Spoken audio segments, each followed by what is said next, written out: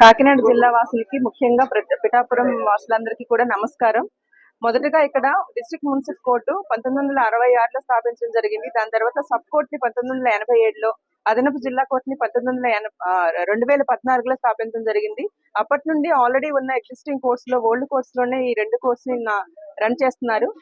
ఈ రీసెంట్ గా 2014 తర్వాత స్థాపించిన తర్వాత 2017లో ఆనరబుల్ హైకోర్టు వారు పర్మిషన్ ఇచ్చిన తర్వాత 6,50,00,000 ఫండ్స్ శాంక్షన్ చేసిన తర్వాత గవర్నమెంట్ వారు అదేవిధంగా జీవో శాంక్షన్ చేసి 2018లో ఈ రెండు కోర్టుని కన్స్ట్రక్షన్ బిగిన్ చేయడం జరిగింది. కన్స్ట్రక్షన్ బిగిన్ చేసిన తేదీ నుండి కూడా కోవిడ్ పీరియడ్ కారణంగా ఒక 2 years ఈ కన్స్ట్రక్షన్ కొంచెం స్లో అయింది. ఆ తర్వాత కొన్ని కారణాల మూలంగా ఈ కన్స్ట్రక్షన్ అనేది కొంచెం డిలే అయింది. డిలే అయినప్పటికీ కూడా చాలా బ్యూటిఫుల్ బిల్డింగ్ వచ్చింది. బ్యూటిఫుల్ బిల్డింగ్ రావడానికి మొత్తం కారణము ఇక్కడ కాంట్రాక్టర్స్ R&B పీపుల్ కానీ, లోకల్ జ్యుడిషియల్ ఆఫీసర్స్ బార్ వాళ్ళు కూడా ఈ బిల్డింగ్ ఇంత మంచిగా తెచ్చుకున్నారు. ఈ రెండు కోర్ట్స్ లో కూడా దాదాపుగా ఇక్కడ పెండెన్సీ, పిఠాపురం పెండెన్సీ 4,534 కేసులు ఉన్నాయి. 4 కోర్ట్స్ లో మొత్తం పెండెన్సీ.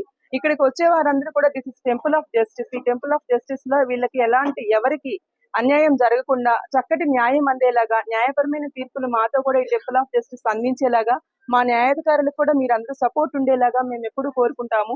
ఇక్కడికి ఈ కోర్టులో వచ్చి ఇన్ని ఫెసిలిటీస్ తో రావడం అనేది హానరబుల్ హైకోర్టు వారు, హానరబుల్ సుప్రీం కోర్టు వారు మనకి ఇచ్చిన ఇన్స్ట్రక్షన్స్ ప్లస్ అలాగే రిలీజ్ చేసిన ఫండ్స్ మూలంగా ఈ న్యూలీ ఎస్టాబ్లిష్డ్ కోర్ట్స్ వచ్చే కంటే ముందే solar system, air conditions, furniture అంతా కూడా అరేంజ్ చేయడం జరిగింది. కోర్ట్స్ అన్ని బ్యూటిఫుల్ గా ఉన్నాయి.